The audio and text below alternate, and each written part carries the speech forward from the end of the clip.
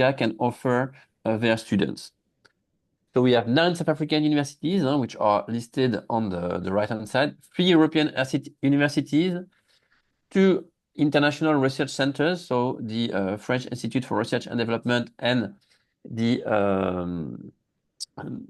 Norwegian Environmental and Remote Sensing Center.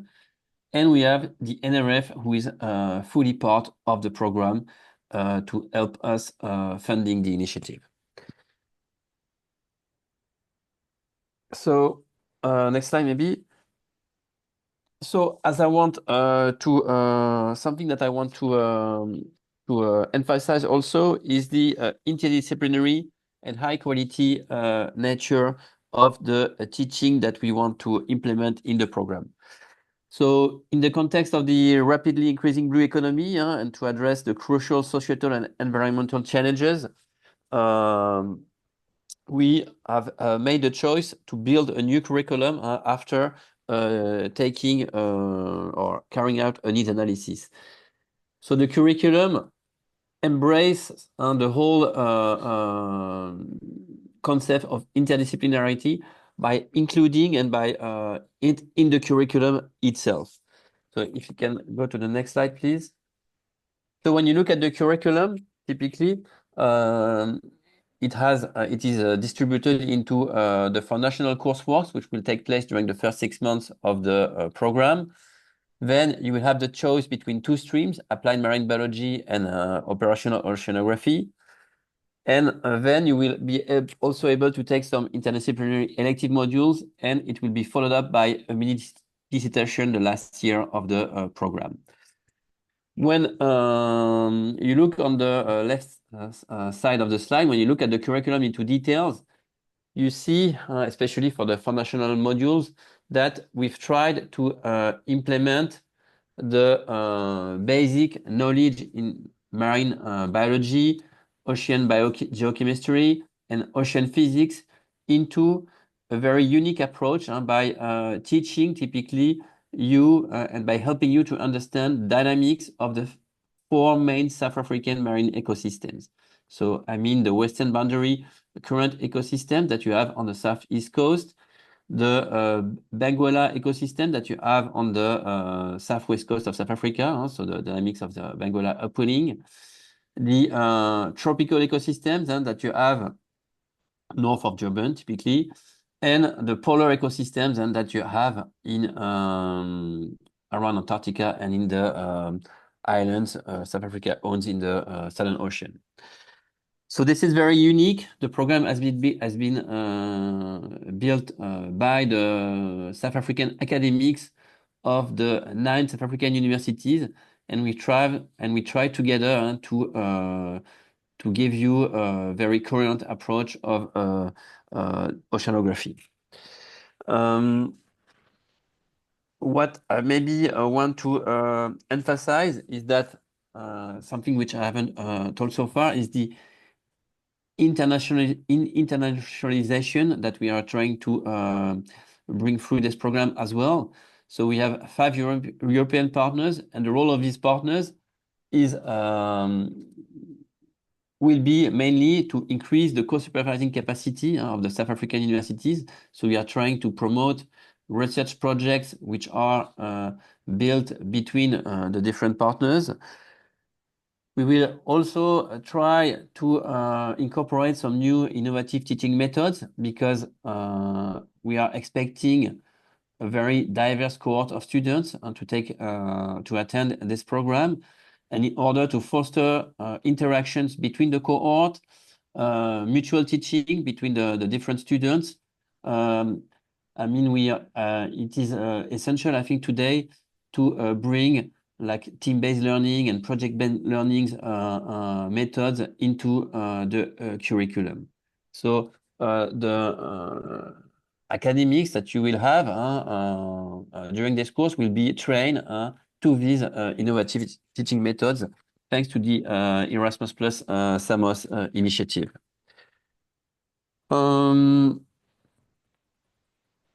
If you go to the next slide, so what you can expect from the program, I'm not going to read all this because this is on the website, but really is to increase your skills, get a broad overview of the expertise that exists in South Africa, and having these experts coming to Nelson Mandela University Ocean Science Campus to teach you.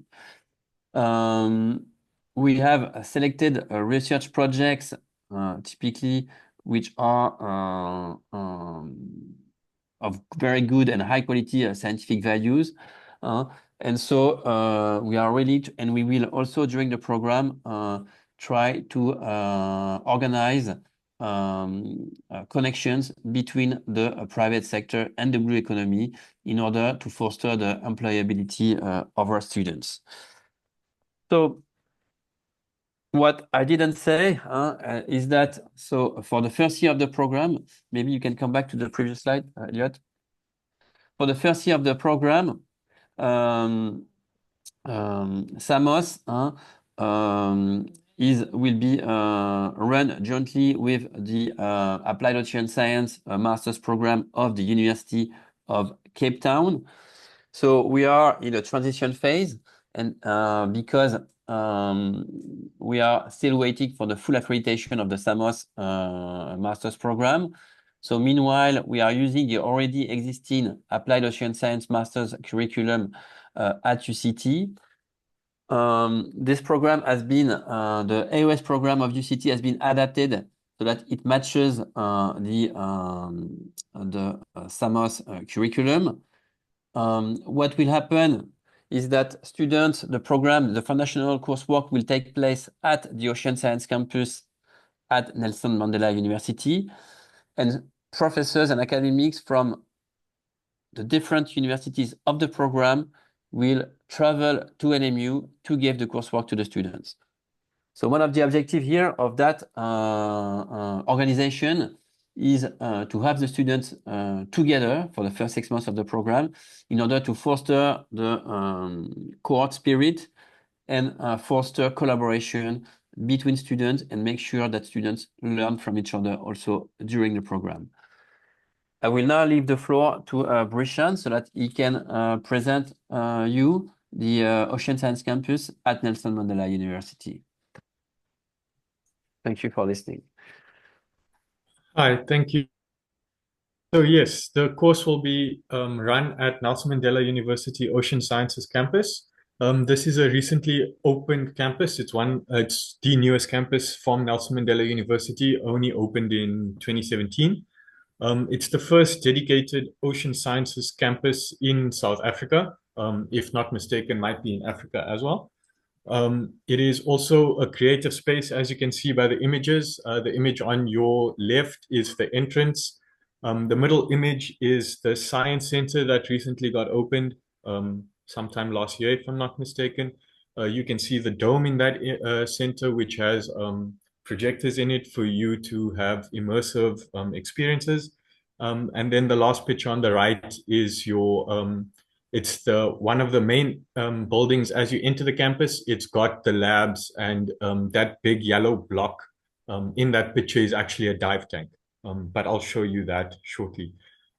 So as I said, it has state-of-the-art facilities. The idea is to create pioneering transdisciplinary science that can help build a better future while preserving marine biodiversity and ecological integrity, and obviously preserve livelihoods of coastal communities and as we move forward into the future. Next slide, please.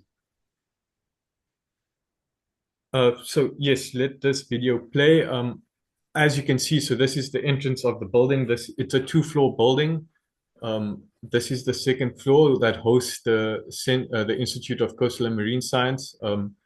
You can see that it is home to multiple NRF research chairs as well. And paleoscientists, it has a hyperbaric chamber in the building as well to allow for diving to take place, scientific diving.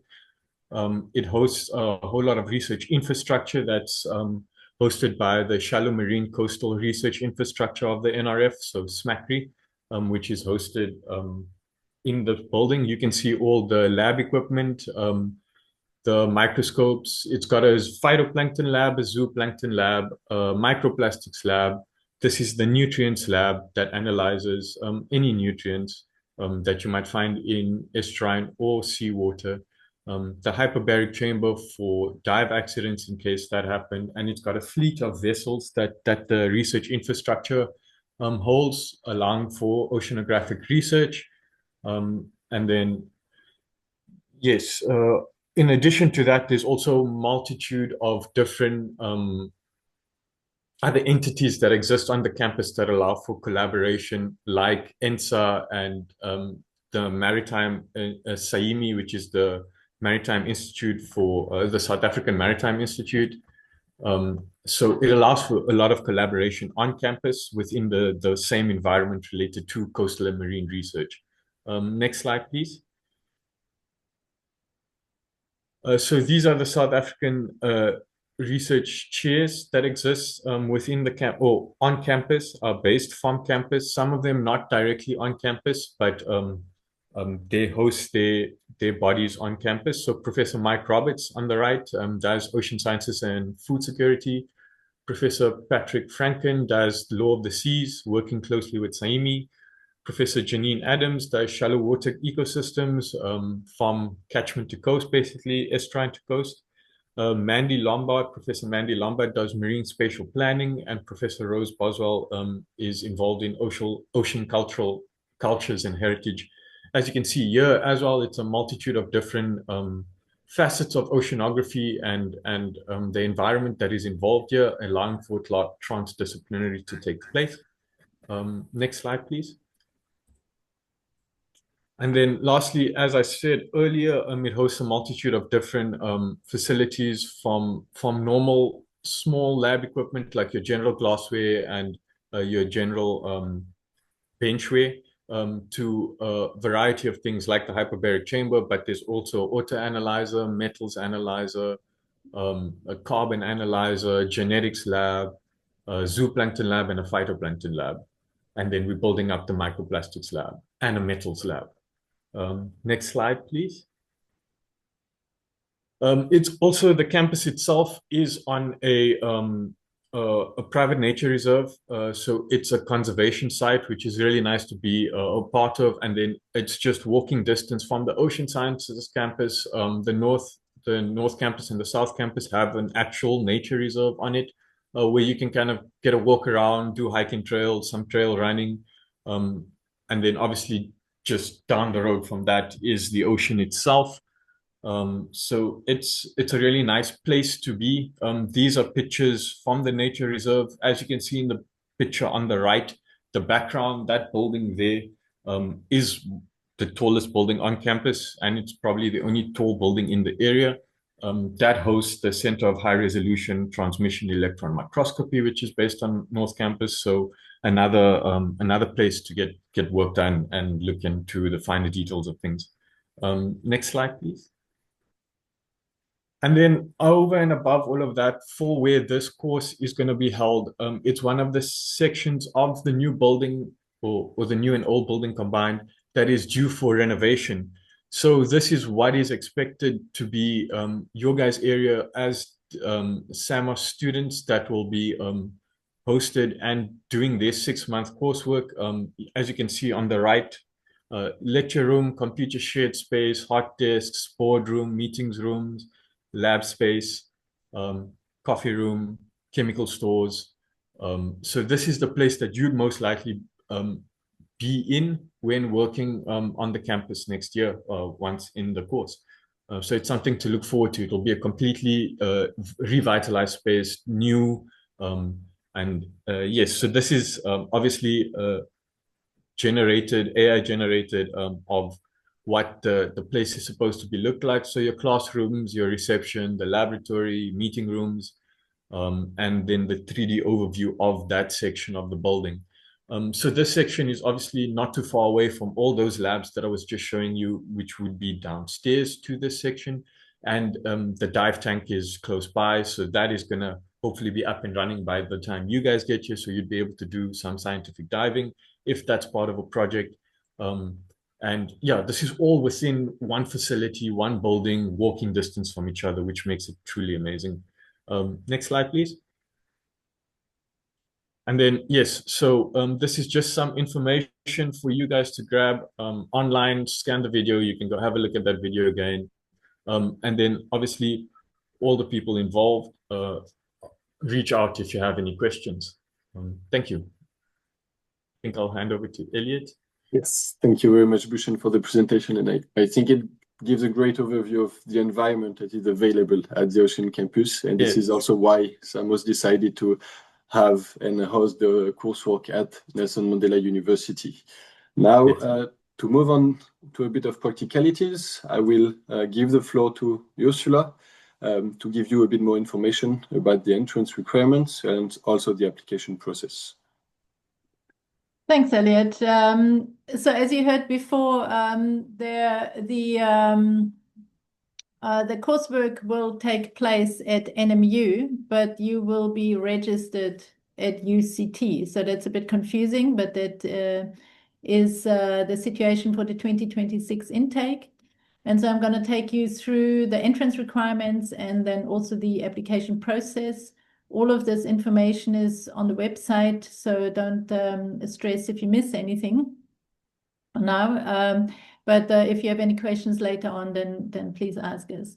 So the requirements are that you have a 4-year degree and that this degree also has included a research project, which we, for instance, do during honors, or some 4-year degrees have this during the 4 years, or any other equivalent qualifications that's at NQF level 8, which means then you can move on to the next NQF level. We target not only marine biologists or biologists or physical oceanographers that already have this background, but also students from the social sciences and humanities. The preference is, though, that there is some science background, because the degree essentially is about marine science, and also have some numerical skills. So in order to apply the entrance requirements, like for any degree, I suppose, an average of 65% in science subjects or more than 70% in other subjects. And if you do not have a scientific background, you can still apply, but then with some motivation later, how you fit into the program and what your skills are, and how you would try and overcome any gaps that you see. So we want people that have a strong interest in marine science, okay, and also an excellent academic record, but as I said, an average of at least 65%. And with good numeracy skills. So it's not that you already have to be a boffin in maths. That's not what is required, but that you have skills and that you're interested in learning more. Okay, so these were the entrance requirements. If you can go to the next slide, Elliot, please. And the application is twofold. So once you apply to the program, and secondly, you apply to UCT, because you will be registered through UCT, even that the coursework happens at NMU. Yeah. So you apply through the program. To the program, you find the link on the website also, and you need to supply a curriculum, a CV, then the proof of highest qualification and academic transcripts. So the proof of highest qualification, if you're currently in your honors year, that would be your bachelor's. And you can add the academic transcripts from your bachelor's and also from the honors courses that you've done so far. And then you apply to UCT. Okay, so your application will be your SAMOS application will be evaluated by a committee, and you will be chosen from there. And if you are selected, then you also apply to UCT. So you need to satisfy the UCT entrance requirements for that, because you will be in the UCT system, which means you will get the degree also from UCT. And the application, whatever forms you need and whatever documents you need for this application, you'll find on the UCT website. There's also, if you look at the UCT and the SAMOS website, you'll also find an email there, an email address that you can write to should you have any questions. So you have your short note on international students. I'm not sure if you have any in the audience. It would be great, but it's also open to international students, so not only to South African students. All right, so these are the two types of applications that you need to do. And if we go to the next slide, part of the application process, because you have in the first year you have the coursework, and then the second year it's a research project. So part of the application process is also that you identify a research project and a supervisor that you will have in the second year. And why we would like you to do that at this point in time and not only at the end of your first year is so that you can apply for an NRF bursary. And the NRF bursary application requires that you have a project identified already. Yeah. So the idea is that you do the first year coursework at NMU, and then you go to the university where you chose the research project to do your research project. Okay, so not all students will stay at NMU, only those that will have an NMU supervisor for the research project will stay at NMU. And those that have a UCT supervisor will do the research project at UCT. Those that have a UniZulu supervisor will do the research project at UniZulu. So it depends on what project you would like to choose and who you would want to work with. And the list, I'm not sure if it's on the website already, the list of projects. Stephen, yeah? Yes, it is. Yeah. Okay, so the list is already on the website. And you can scroll through there and see what interests you. Thank you very much, Ursula. Perhaps before we move to the next part, I can actually try to show you the list. If you haven't done so far, please do visit the website and have a look at the list of all the academics and the projects that are available. This is not an exhaustive list. It will be updated throughout the weeks and the months, but this gives you a great idea of how much diversity and how much expertise exists in SAMOS. So don't hesitate to have a look on the website at this list. Now coming back to the presentation, I will give the floor to Tracy, who will explain you the National Research Foundation funding opportunity. Thank you, Elliot and colleagues. So what we're talking about here specifically is those students that want to apply for NRF funding, an NRF bursary. It's important for the students that are applying to understand that this is a requirement over and above the requirements that Ursula has shared with you. So you need to go through the standard UCT application processes as described by Ursula. There are two applications. So the one is to for the actual program, and the one specifically is to UCT, and those have their own individual requirements as Ursula has shared. Over and above that, you would need to then apply to the NRF for funding. The way that we are going to do this is we're going to do this through a closed call. We have ring-fenced funding for support for the students in this particular initiative. And essentially, Ursula was saying that identification of the students that they want in the SAMOS program will be done via a committee. The committee and UCT will work together and will send me the list of students that they want to see in the SAMOS program. This will include the ID numbers, this will include the names, race, gender, nationality, the project, where the supervisors are going to be, all of the important information that will then inform who we support and who we don't support. So super, super important. If your ID number is not on that list, you will not have access to the closed call.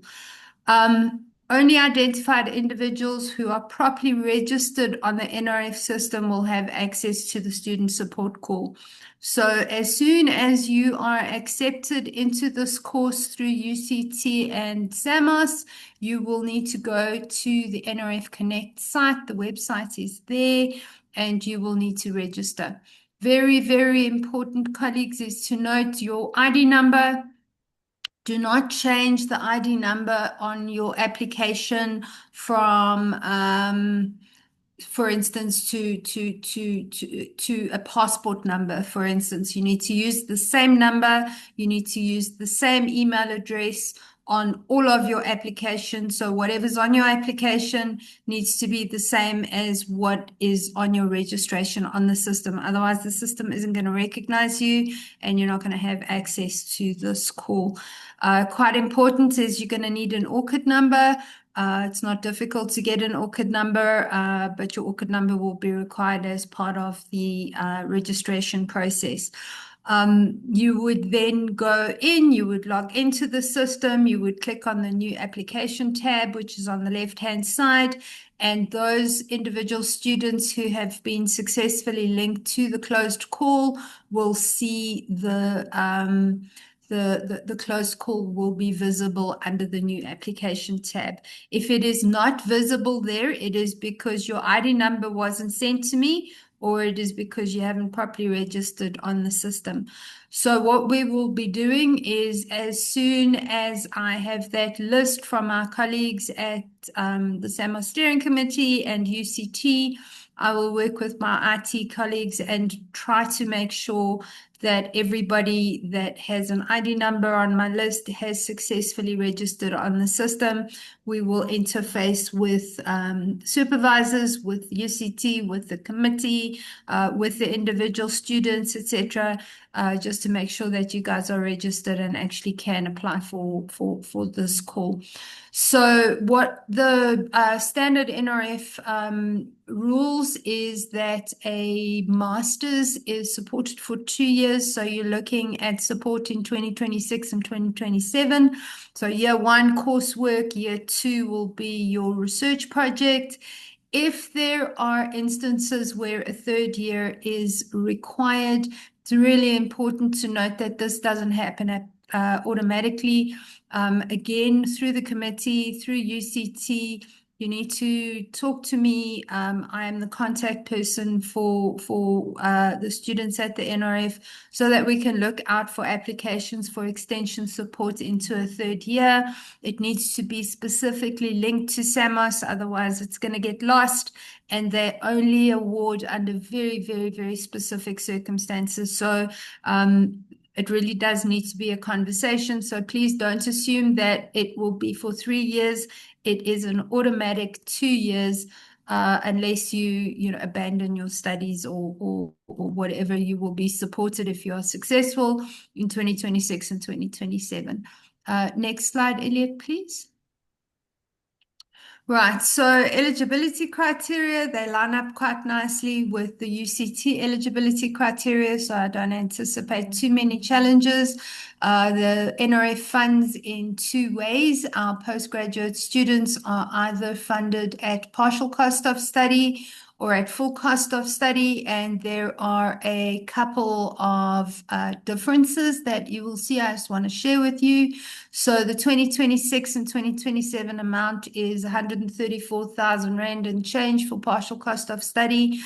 The amount changes with each call, but will not change from 26 to 27. So you'll get an award in 26, and that's what you'll get in 27. When students apply for the 2nd cohort, the amount might be slightly different. They adjust for inflation, so there are small changes. Very important, minimum average to enter into this program is a 65%, either for honours, your postgraduate diploma, which is your NQF7, or your 4-year degree. They have done away with the age restriction in the 2025 call for proposals, so there is no age restriction.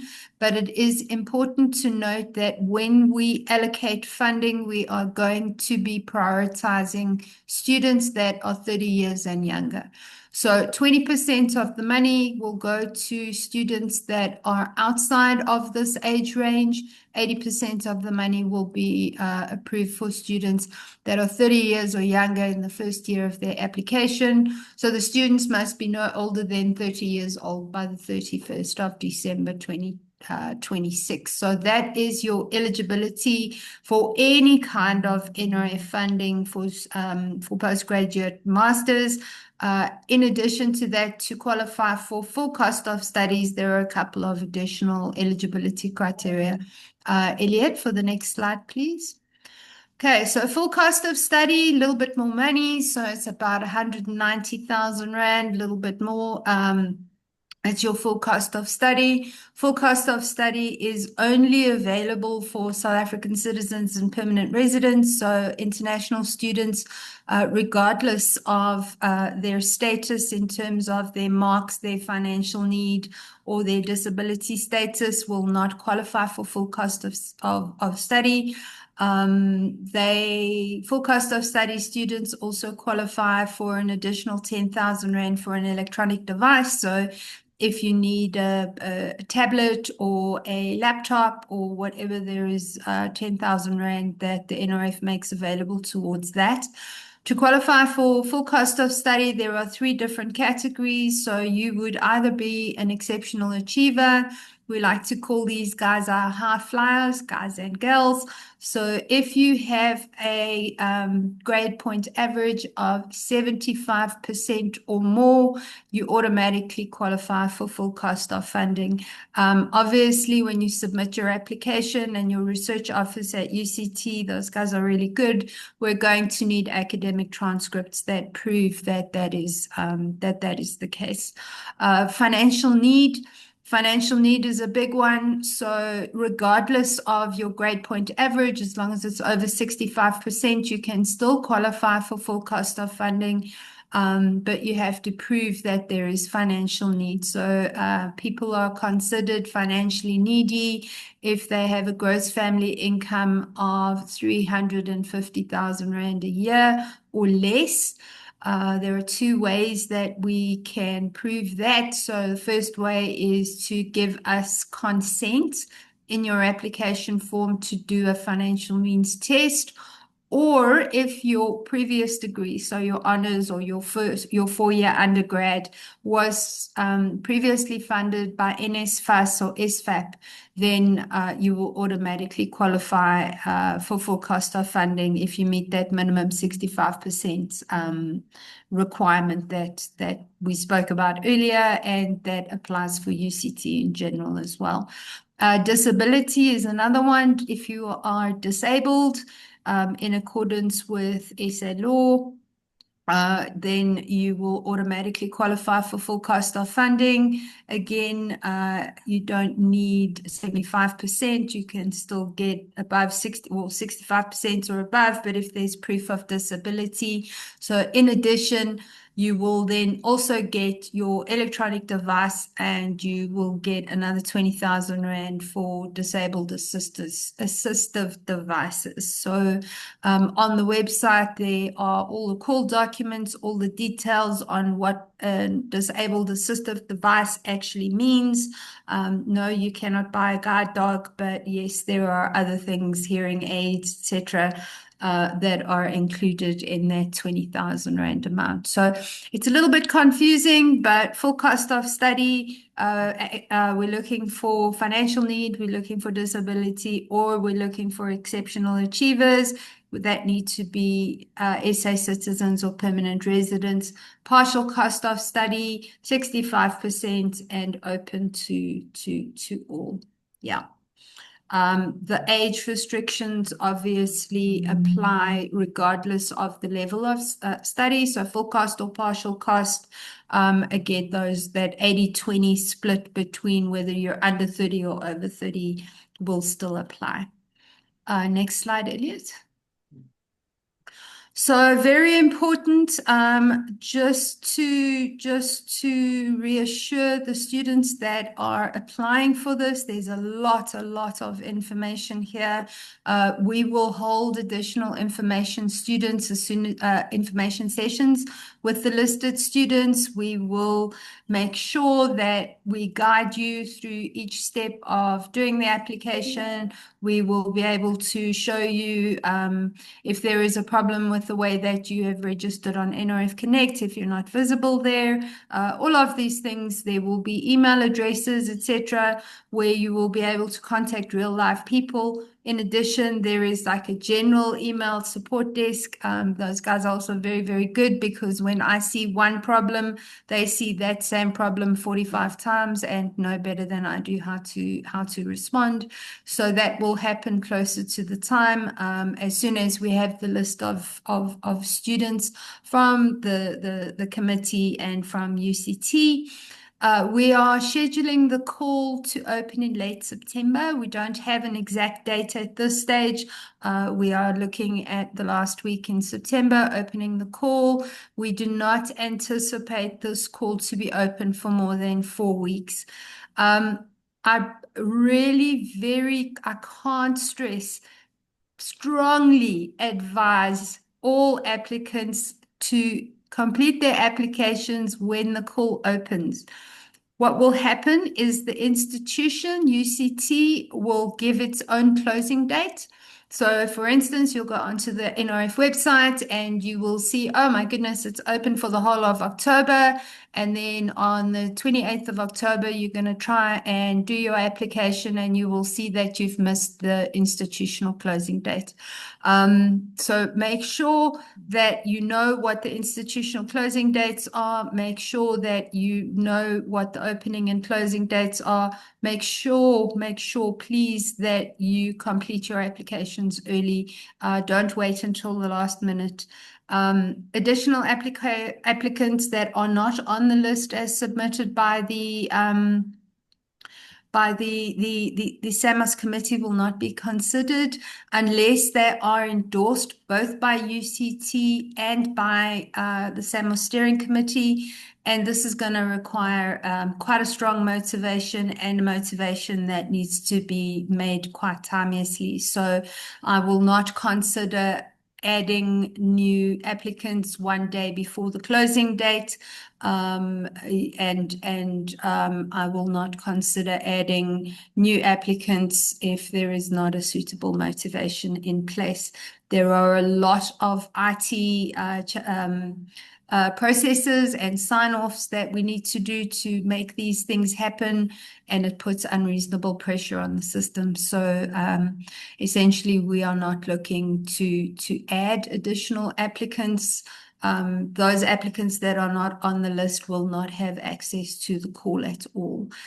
Late applications will not be considered, and this is again my warning that you apply early. The only instance where we would consider late applications is if there is a technical challenge that has been logged with the appropriate support desk. There is a ticket number, and this is done timeously.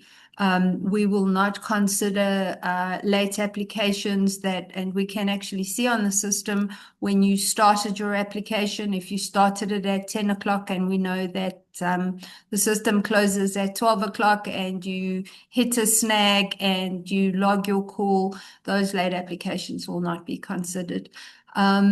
We will be announcing results at the latest on the 1st of December. There are a lot of other things that are going on at the NRF, a lot of other calls that are open at the same time.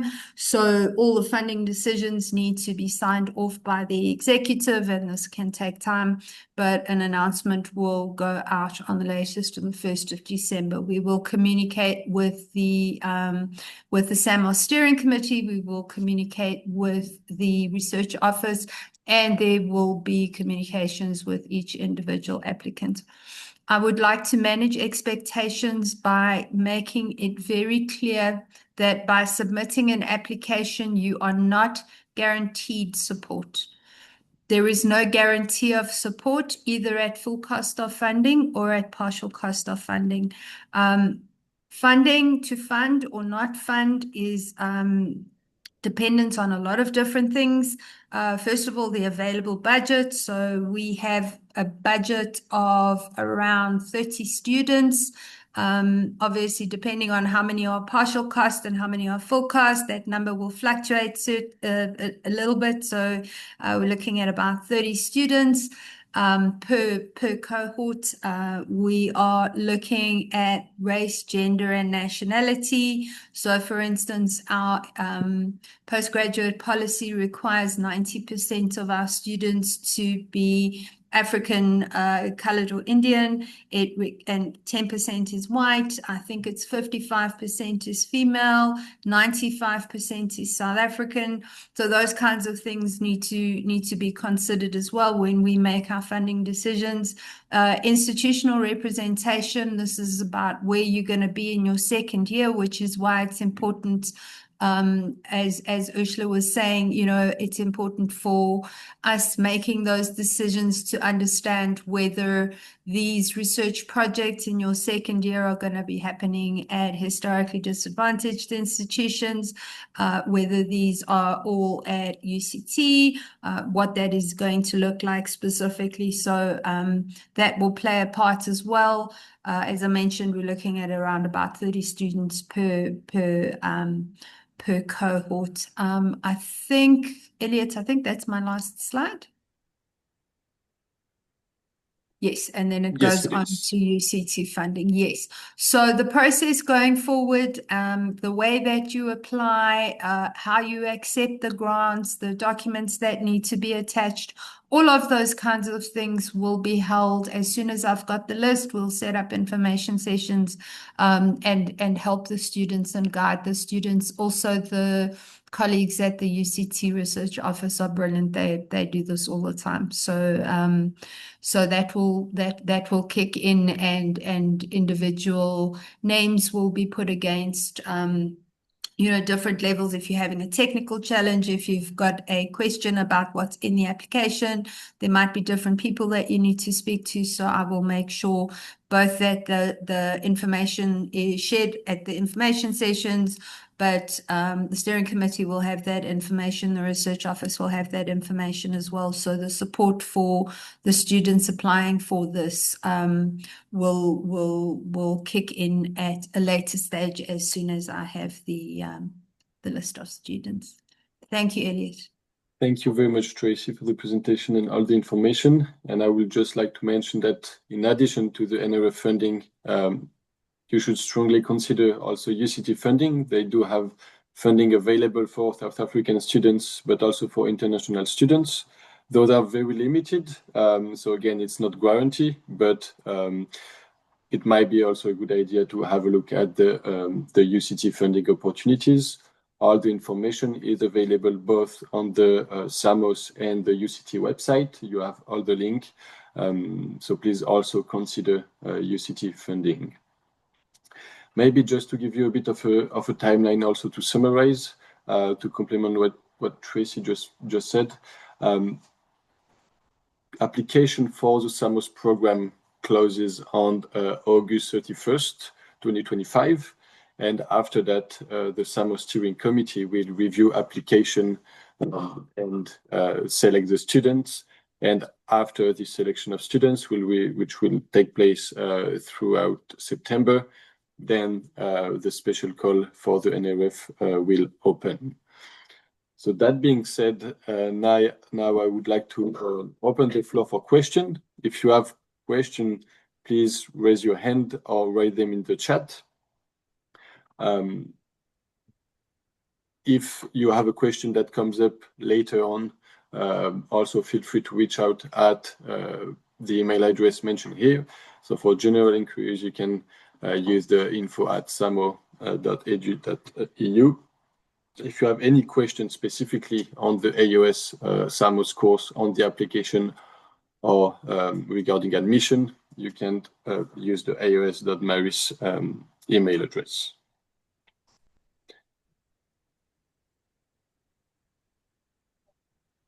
So we have a question from Mark, actually. Do we know what the UCT internal deadline is? Not yet. It is to be confirmed.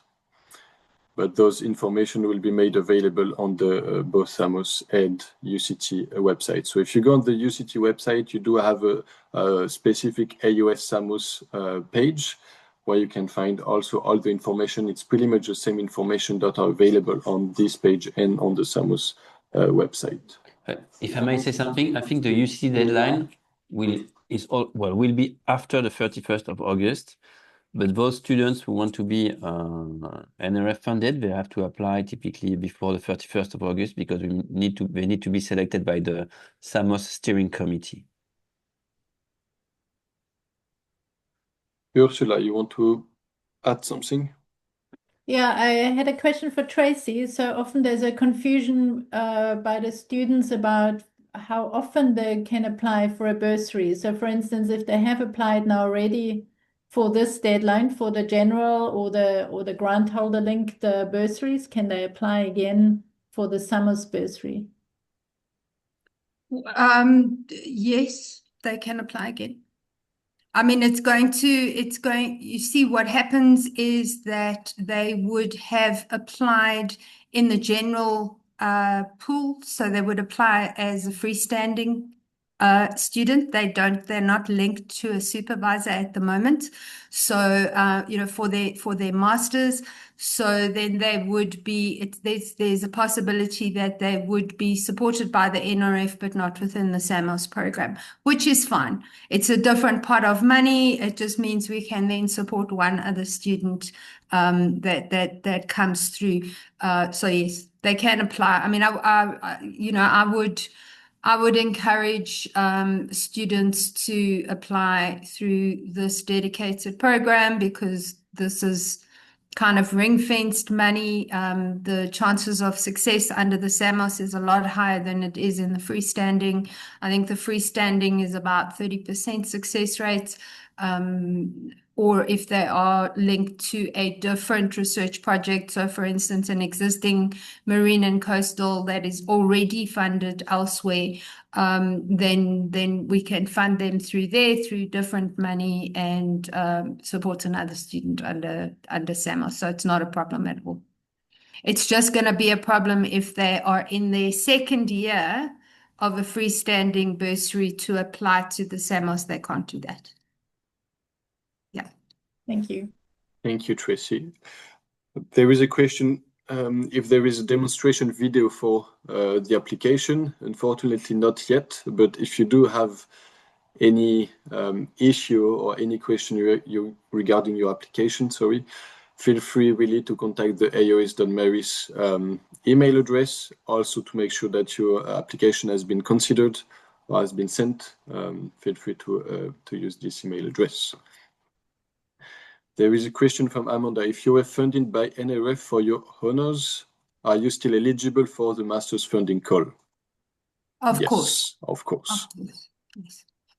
As long as you have that 65% GPA.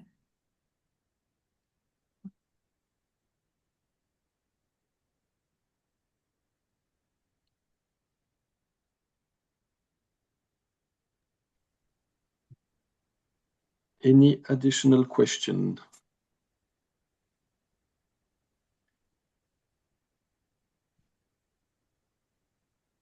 There is one question. I don't know if you already dealt with it. When would the coursework take place next year?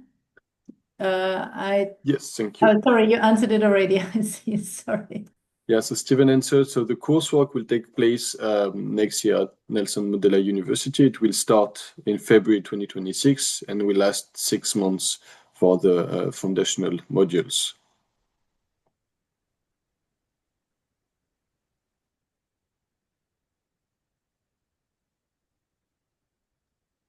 Yes, Mike. Yes, hi. Sorry, I missed half of the presentation. I had another meeting. You might have covered it. For international students applying, I presume they've got to go through the SACWA process. So UCT has the specific process for international students. Those information is available. Let me come back to the slide. Entrance, I think. Hmm? It's entrance. Yes, over there. So international students who wish to apply for the SAMOS program must contact the International Academic Programs Office of UCT, and they will support you with your application process. Great, thank you.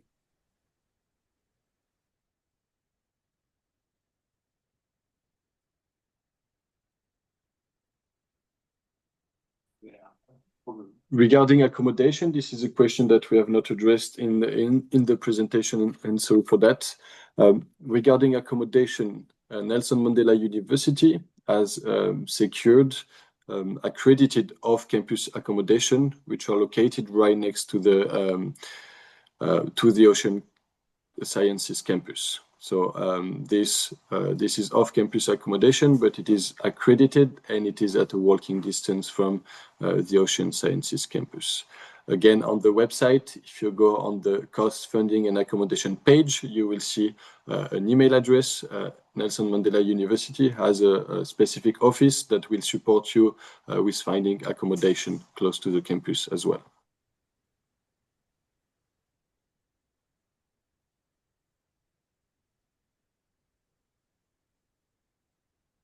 There is a question regarding the research projects, and the question is, will we only start working on our projects in the second year, or if you have a supervisor already selected, can you start by the first year? Stephen, do you want to? Yeah. For the two cohorts, I think it was in the slide of Tracy. I think what she means is that we have a first cohort in the first year, and when the first cohort goes into their second year to do the research project, we will also take in a new cohort for the coursework. So we will always have two cohorts running at the same time, one first year, one second year. So there will be two calls. There will be a call this year and then a second call for a second group next year. Yeah, and regarding the question on the research projects, if you already have identified and have a supervisor, obviously you will finalize your research project during the first year, and then you'll start working on your research project from the second year.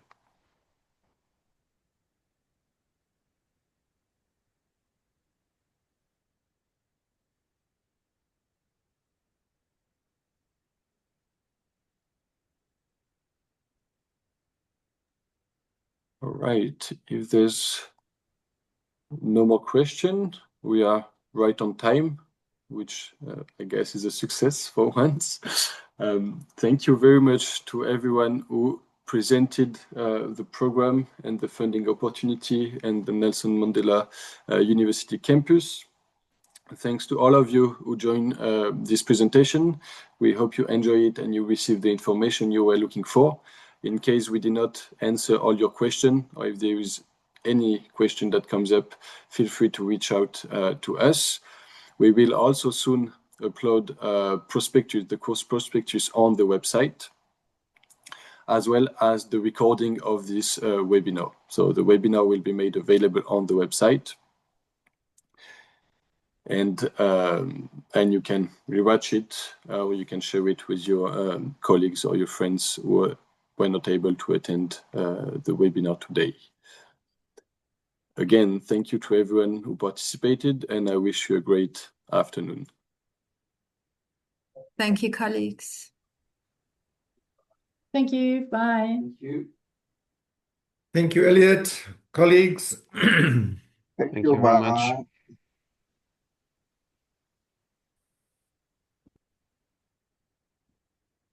Everyone.